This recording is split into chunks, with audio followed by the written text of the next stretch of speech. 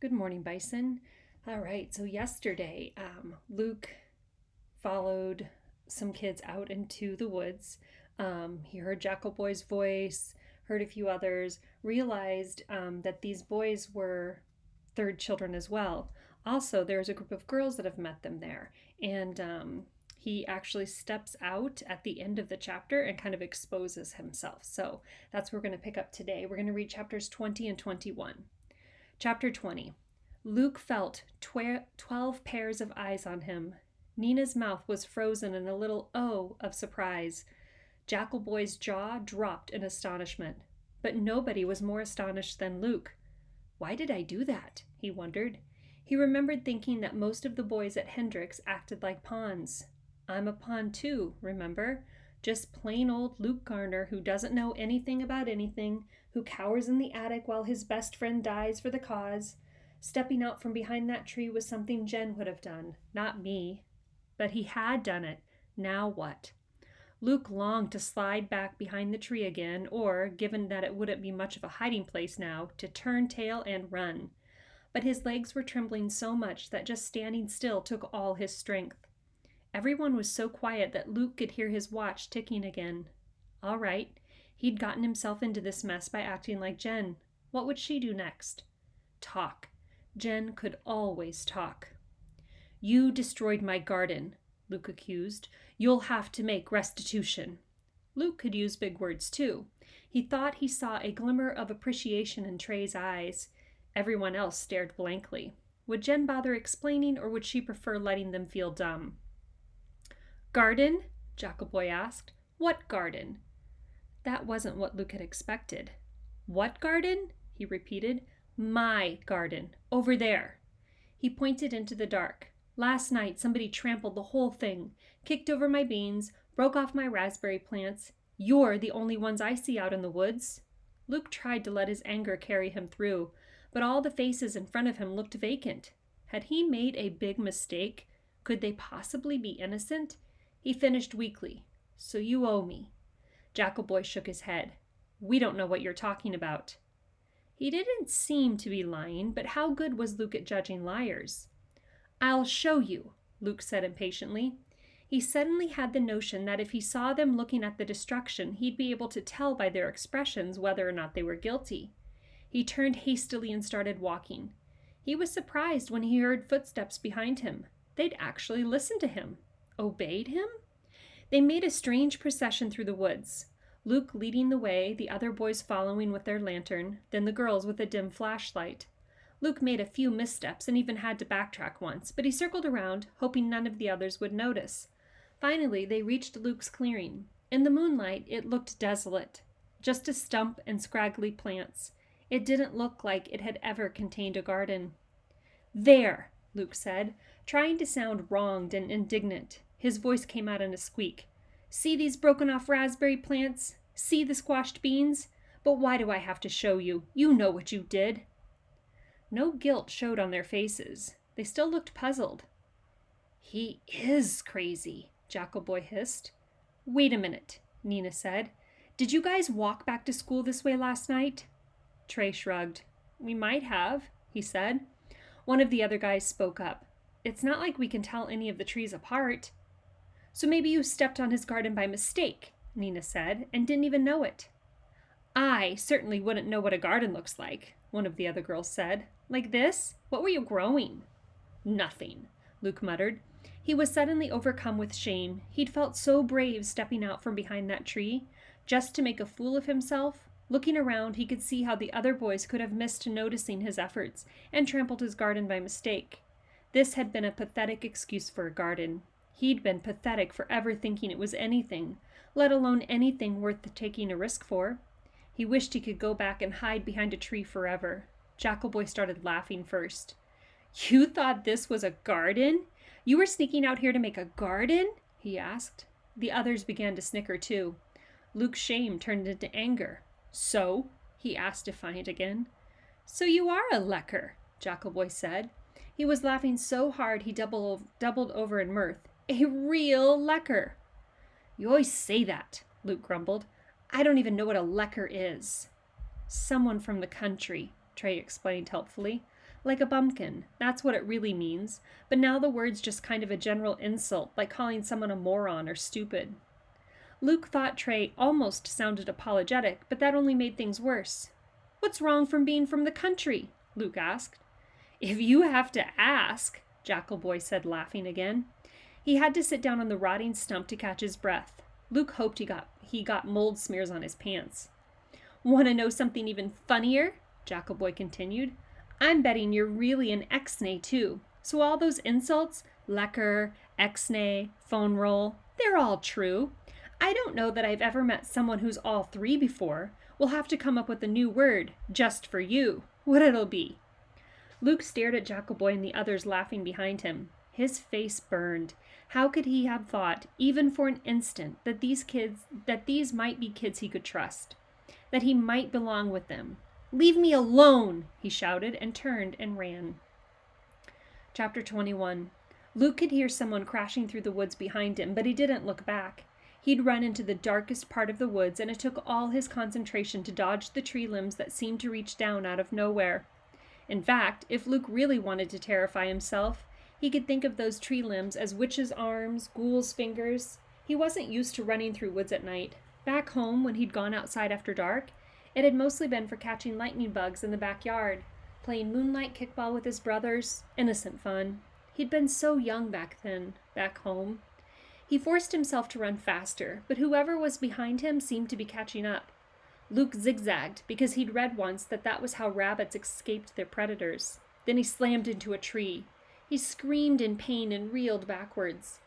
A dark shape pounced. Before he knew it, Luke was pinned to the ground. Luke remembered another time he'd been tackled, the first time he'd crept into Jen's house. He made a noise, and the next thing he knew, she had him face down on the carpet, and they'd become friends. This wasn't Jen. What do you think you're doing? A voice hissed in his ear. Jackal Boys. You go back now, during indoctrination, and they'll catch you. They'll know, and then they'll come looking for the rest of us. Indoctrination? Luke guessed that Jackal Boy meant the evening lecture.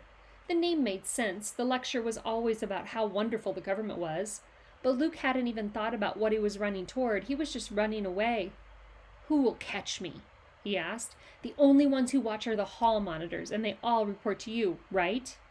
You got it, Jackal Boy said. He sounded pleased. I worked hard setting up that system. The teachers didn't like hall duty anyway, and now? You can get away with anything, can't you? Luke asked. Unless I tell. He didn't know what possessed him to make that threat. Maybe it was just habit. After 12 years of being the youngest brother, he knew the power of tattling, and he knew how easily it could backfire. Make you a deal, Luke said quickly. Let me up, and I won't go back now.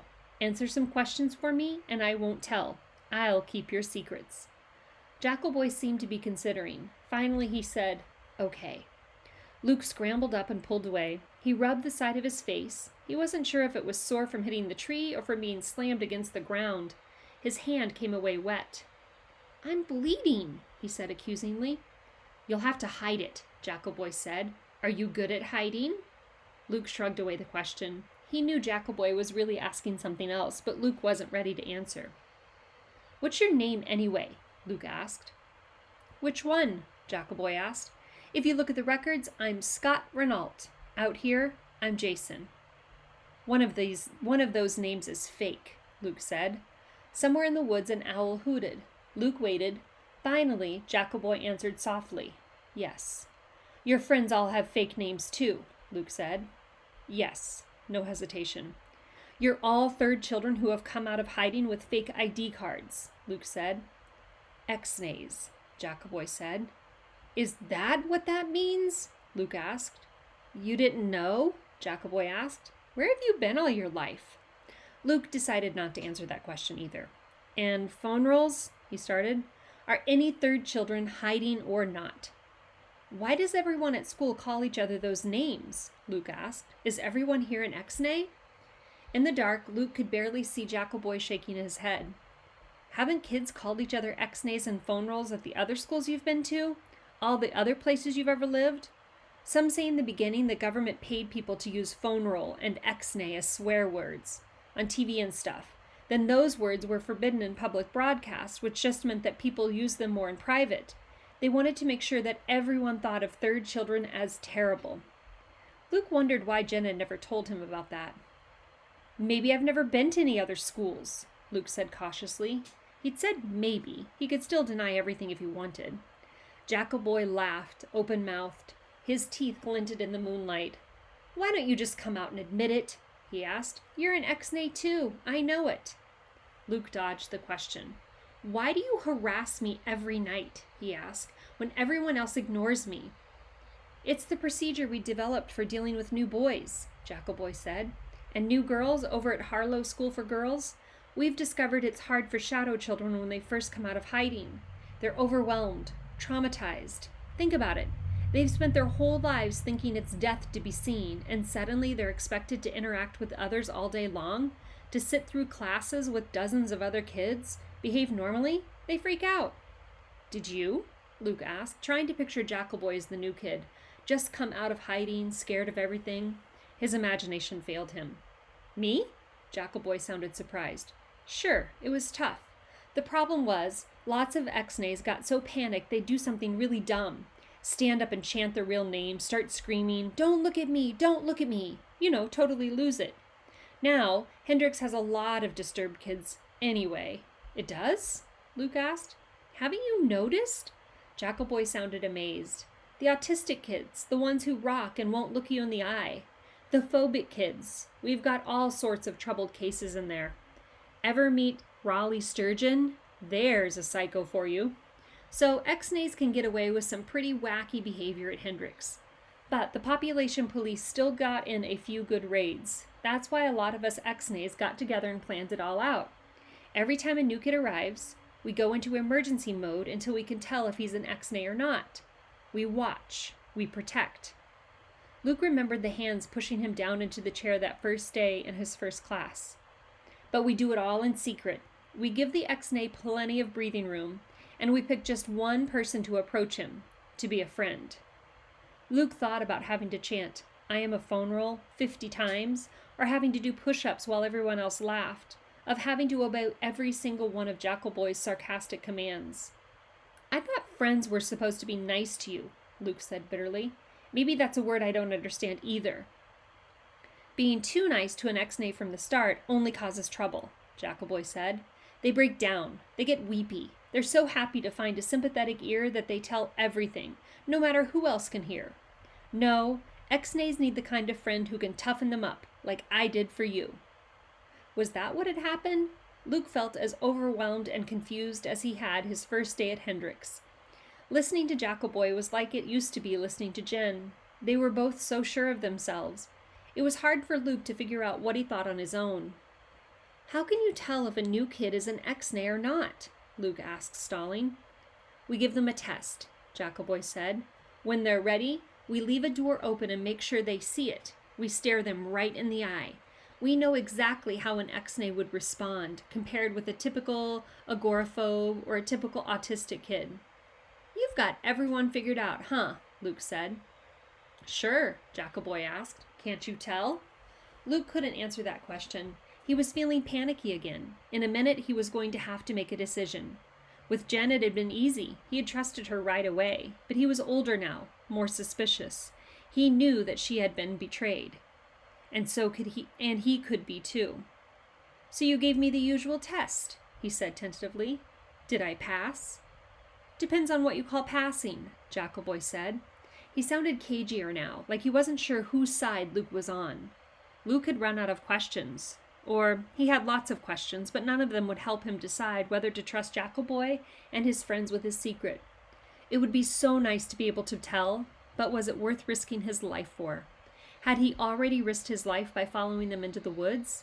Luke didn't like thinking things like that. He missed Jen all of a sudden. She was always good at turning his fear into a joke. Did you know Jen? He asked Jackal Boy abruptly. Jen? Jackal Boy said, his voice suddenly exuberant. Jen Talbot? You knew her too? Luke nodded. She was my, neighbor. I went over to her house whenever I could, he said. Wow, Jackal Boy breathed. Come on. He grabbed Luke's arm and pulled him back through the woods, all the time marveling. I can't believe you really met her. In person. It's incredible. She's legendary, you know. The low-hanging tree limbs didn't seem so frightening now. Luke and Jackal Boy simply ducked, together. A couple times Jackal Boy held a branch out of the way so Luke could go first. A couple times Luke returned the favor. Jackal Boy kept rushing Luke along. They burst back into the clearing where everyone else was sitting, not even talking. They appeared to have nothing to do but wait for Jackal Boy. Listen, you all, Jackal Boy announced. This is unbelievable. He knew Jen. He went to her house and everything. There was a flurry of questions. What was she like? Did she tell you about the rally? How did you know her? Someone produced a bag of cookies and they all passed it around like it was a party. It was a party. It was a party where they were accepting Luke into their group, just because he knew Jen. Luke did his best to answer all the questions. Jen was amazing, he said. She wasn't scared of anything. Not the population police, not the government, not anyone, not even her parents. Luke thought about how strange it was that Jen's father worked for the population police. Mr. Talbot was like a double agent, trying to help third children instead of killing them, but he hadn't been able to prevent his own daughter's death. He'd just barely managed to keep the population police from finding out that she had been his daughter. Luke didn't want to talk about Jen's death, just her life. She spent months planning the rally, he said. It was her statement. I deserve to exist. We deserve to exist. She wanted as many third children there as possible, out of hiding. She thought the government would have to listen. She took everyone to the steps of the president's house. Luke remembered the fight they'd had when he'd refused to go, and how she'd forgiven him. He stopped talking, lost in grief. The government killed everyone at the rally, Nina finished for him. Luke nodded blindly. He couldn't ignore Jen's death. He choked out, Jen was a true hero. She was the bravest person I'll ever know, and someday everyone will know about her. The others nodded solemnly. They know how I feel, Luke marveled. And then, in spite of his grief, he felt a shot of joy. I am one of them. I belong. After that, somehow, he was able to tell happy stories about Jen. He had the whole crowd laughing when he described how Jen had dusted for his fingerprints the first time he'd gone to her house. She wanted to make sure I was... Luke hesitated. He had been about to say another shadow child like her, but that wasn't how he wanted to reveal his secret, just letting it slip out like it didn't matter. He finished lamely. She wanted to make sure I was who I said I was. So, Jackal Boy said, lounging against a tree. Who are you anyway? What's your real name, T? Luke looked at the circle of faces surrounding him. Jackal Boy's question had silenced the laughter, or maybe it was Luke's sudden stammering. Now everyone was watching Luke expectantly. An owl hooted somewhere deeper in the woods, and it was like a signal. Finally, it was time to tell. Luke started, but the words stuck in his throat. All those nights he'd whispered his name, all those times he'd longed to speak his name aloud, and now he couldn't. Some of the dry cookie crumbs slid back on his tongue, and he started coughing, choking. One of the other boys had to pound him on the back before Luke got his breath back. Lee Grant, Luke said as soon as he could speak again. His urge to confess was gone. My name is Lee Grant. Sure, Jackal Boy kidded him. Whatever you say. And then Luke felt foolish. Jackal Boy had revealed his real name. Why couldn't Luke reveal his? Because, Luke thought with a chill, I didn't decide to belong. Jackal Boy decided for me.